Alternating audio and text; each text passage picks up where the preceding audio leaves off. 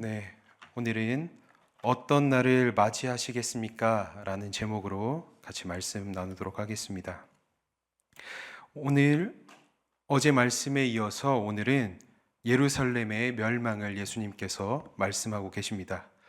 오늘 읽은 말씀의 서두를 멸망으로 말씀드리니까 혹시 예수님이 엄하고 무서운 분으로 보이시는 분들이 혹시 계실까요? 오늘 말씀 안에서도 주님께서 우리를 어떻게 지키고 싶어 하시는지, 또 어떤 결과를 얻기를 바라시는지 그 마음이 잘 기록되어 있습니다. 그 말씀을 함께 나누며 하나님의 마음을 찾아가는 시간이 되기를 바랍니다. 예수님께서 오늘 본문 처음에 말씀하십니다. 예루살렘이 군대들에게 에워싸이는 것을 보거든 그 멸망이 가까운 줄을 알라. 왜 예루살렘의 멸망을 말씀하셨는가? 오늘 말씀을 들여다보기에 앞서 먼저 이전의 내용들을 우리가 기억하고 볼 필요가 있습니다. 예수님께서 예루살렘을 향해 보신 것이 무엇인가? 예루살렘이 가지고 있는 신앙적인 의미가 무엇이었습니까? 예루살렘은 하나님의 임재가 머무는 곳, 하나님의 임재가 머무는 중심이었고 성전은 하나님께서 거하시는 처소였습니다. 그런데 지금 예루살렘의 상황이 어떠합니까? 예루살렘의 성전은 장사꾼들의 소굴이 되어버렸고 예루살렘 자체는 외형적인 거에만 치중해서 정작 그 본질을 잃어버리고 있는 모습을 띠게 됩니다. 예수님의 임재를 구하는 것이 아닌, 하나님의 임재를 구하는 것이 아닌 자신들의 목적을 이루기 위한 수단으로 전락해버렸다라는 것입니다. 거룩한 모습을 지녀야 할 그곳에서 전혀 거룩하지 못한 모습을 하고 있었다라는 것입니다. 예수님의 눈에는 그것이 보였던 것이죠. 부자들이 헌금하는 모습을 통해서 외식적인 모습을 보셨고 겉모습에만 치중하여 웅장하고 화려하게 지은 그 건축의 성전을 보시고 또 그 안에 주님을 사모해서 지은 모습이 아니라 드러내기 위해서, 보여지기 위해서 그랬던 유대인들의 외향적인, 외식적인 그런 신앙을 보신 것입니다. 그런데 이 모습을 예수님을 따라다니던 제자들과 무리들은 보지 못하는 겁니다. 그저 외형적인 그 화려함, 외형적인 그 웅장함에 이 제자들과 무리들 또한 와 하고만 있는 것입니다. 눈이 멀어서 거기에만 치중하고 있는 것이죠. 우리의 모습과 삶은 어떠합니까? 신앙의 외형만을 혹시 갖추고 계시진 않습니까? 아니면 진정으로 주님을 갈망하는 모습을 갖추고 있으십니까? 세상에 드러나기 위한 신앙이 아닌, 세상에 보여주기 위한 믿음이 아닌 주님을 향한 그 또 주님의 애통하는 마음을 가지고 주님의 시선으로 이 세상을 바라보는 우리가 되기를 바랍니다. 베드로전서 5장 8절 말씀을 우리 같이 읽어보겠습니다. 근신하라 깨어라 너희 대적마귀가 우는 사자같이 두루 다니며 삼킬 자를 찾나니. 마귀는 언제든지 우리를 집어삼키기 위해 호시탐탐 우리를 노리고 또 거짓말로 유혹하며 우리를 괴롭힙니다. 이때에 우리는 어떻게 해야 합니까? 늘 깨어서 주님께 붙어 있기를 힘써야 합니다. 포도나무가지가 포도나무에 매달려 있듯 우리도 주님 앞에 그렇게 매달려 있어야 한다라는 겁니다. 예수님 앞에, 하나님 앞에 꼭 붙어 있어야 한다라는 것입니다. 그렇지 않으면 어떻게 됩니까? 나도 모르는 사이에 사단의 유혹에 집어삼켜질지 모른다라는 것입니다. 주님이 말씀하십니다. 예루살렘이 군대들에게 에워싸이는 것을 보거든 그 멸망이 가까운 줄을 알라. 우리의 신앙이 고립되어서 우리의 신앙이 세상의 잣대에 또는 세상의 시선에 세상 가운데에 마음을 다 빼앗겨 버리는 것을 보게 된다면 그것은 멸망이 가까운 줄을 알아야 한다라고 말씀하시는 것입니다. 이 당시 제자들과 또는 예수님을 따르던 무리들과 같은 모습이 되지 않기를 바랍니다. 우리 스스로를 계속해서 돌아보고 우리의 신앙을 계속해서 점검하며 주님 앞으로 나아가시는 저와 여러분이 되기를 소망합니다. 그러면 우리는 어떠한 모습이 되어야 하는가? 마태복음 21장 13절 말씀 같이 읽어보겠습니다. 기록된 바 내 집은 기도하는 집이라 일컬음을 받으리라 하였거늘 너희는 강도의 소굴을 만드는도다. 네, 우리는 기도하는 집이어야 합니다. 기도하는 사람이어야 합니다. 하나님과 친밀한 관계를 유지하기 위해서 또 그 친밀한 관계를 유지하며 늘 하나님이 거하시고 하나님과 늘 대화하며 동행해야 합니다. 기도하는 집이란 하나님이 거하시는 곳, 하나님의 성전, 하나님의 통치를 받는 곳, 하나님의 소유입니다. 즉, 우리 스스로는 나 자신이 하나님의 것이다 라는 것을 인정해야 합니다. 이렇듯 우리 열린베델 공동체가 늘 깨어서 기도하는 집이 되기를 소망합니다. 오늘 본문에 드러난 두 번째 메시지는 죄에서 도망가라 라는 것입니다. 오늘 본문 21절 말씀을 다시 한번 읽어보겠습니다. 그때에 유대에 있는 자들은 산으로 도망갈 것이며 성 내에 있는 자들은 나갈 것이며 촌에 있는 자들은 그리로 들어가지 말지어다. 아멘. 우리가 문자적으로만 이 말씀을 봐도 어떻습니까? 예루살렘이 포위되면 그 안에 있는 사람들은 예루살렘 밖으로 벗어나라 라고 예수님이 말씀하십니다. 혹여 밖에 있는 자들이라면 예루살렘 안으로 들어오지 말라 라고 말씀하십니다. 왜 그렇게 말씀하셨는가? 우리가 생각해 보면 군대가 예루살렘을 포위하고 있을 때에 그 안에 있던 사람들은 어떤 상황이 되겠습니까? 자신들의 목숨을 잃을 수도 있는 상황이 된다라는 것입니다.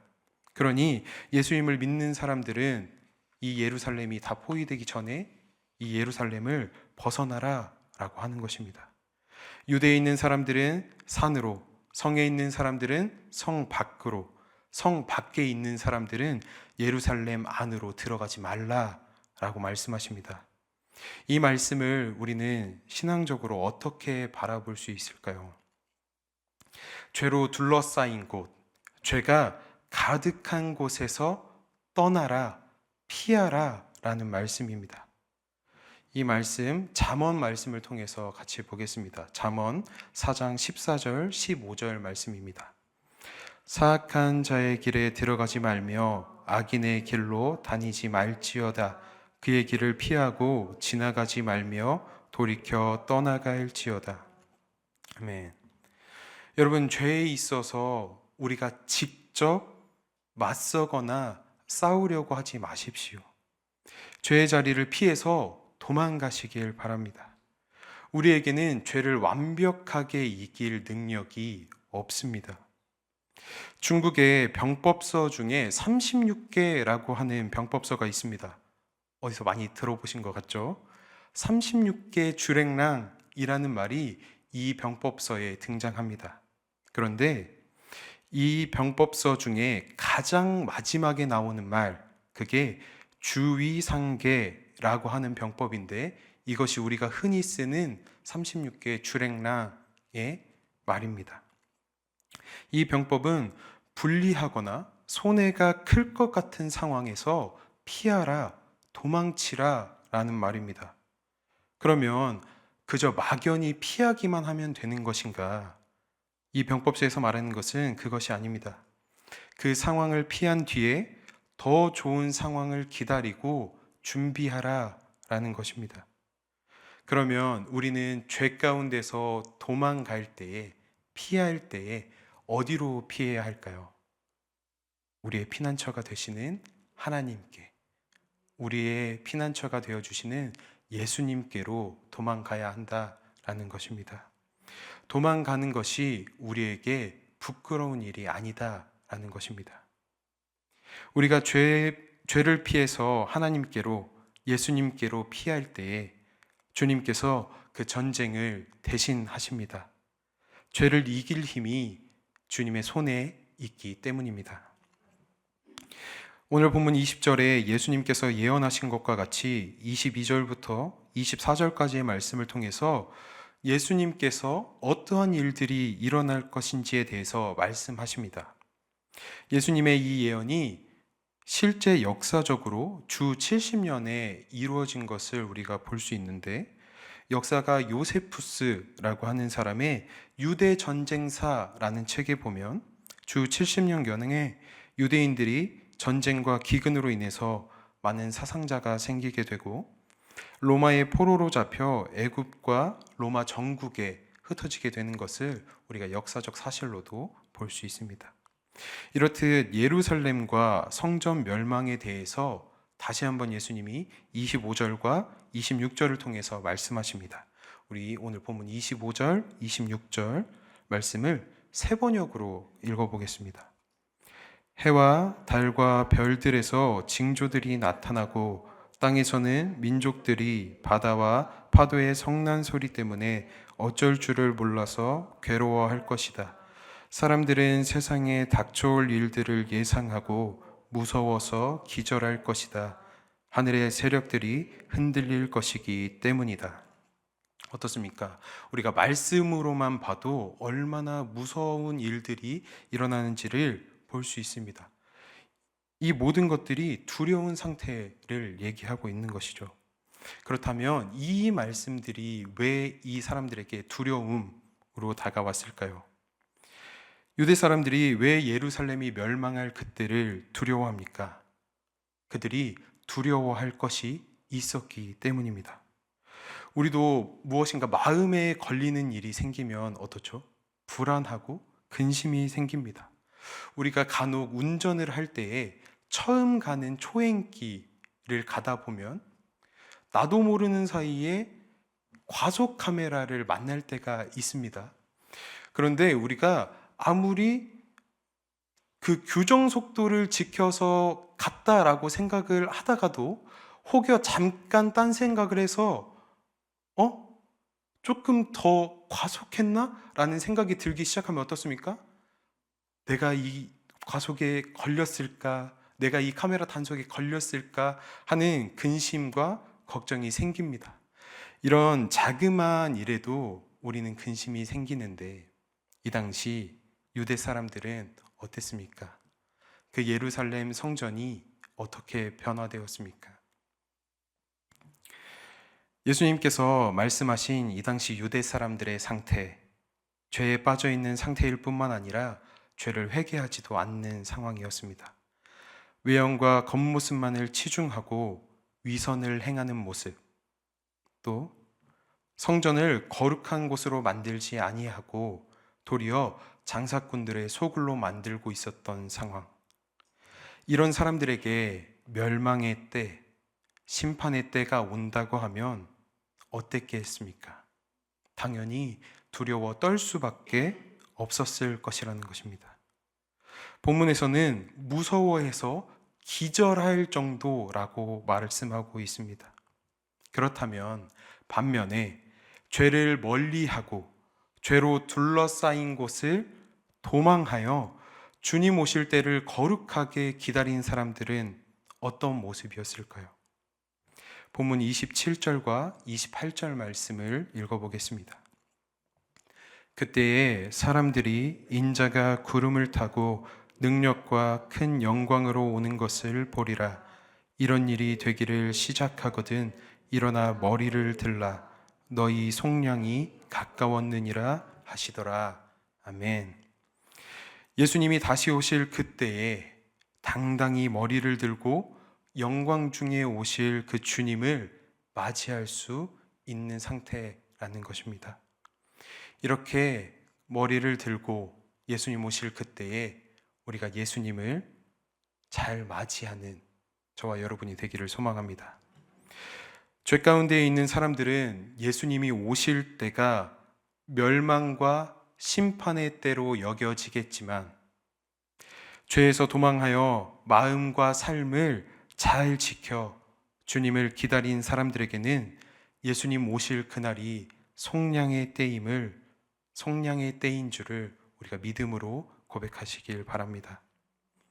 사랑하는 열린베델 성도 여러분, 주님 오실 때를 잘 기다리는 저와 여러분이 되기를 다시 한번 소망합니다.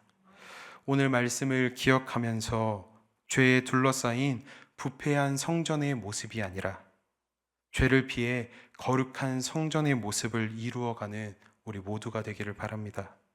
그리하여 예수님 오실 그날 당당히 주님 앞에 머리를 들고 멸망이 아닌 구원의 날을 맞이하시는 저와 여러분이 되기를 주님의 이름으로 소망합니다. 아멘. 같이 기도하겠습니다. 참 사랑이신 하나님 아버지, 오늘 말씀을 통해서 그 멸망의 때와 구원의 때 그 두 가지를 바라봅니다. 주님, 우리의 삶이, 우리의 마음이, 우리의 신앙이 하나님께서 보시기에 거룩한 성전이 되게 하여 주시옵소서. 혹여나 우리의 마음 가운데에 또는 삶의 예배 가운데에 세상의 시선을 의식하고 하나님 보시기에 부패한 마음들이 있다면 그 마음들을 깊은 곳에서부터 주님 앞에 회개할 수 있는 마음 허락하시고 하나님 그 가운데에 다시금 성령 하나님 그 임재하실 주님 우리의 삶 가운데에 마음 가운데에 임재하셔서 우리가 하나님 보시기에 늘 거룩하여지는 성전의 모습이 될 수 있도록 인도하여 주시옵소서.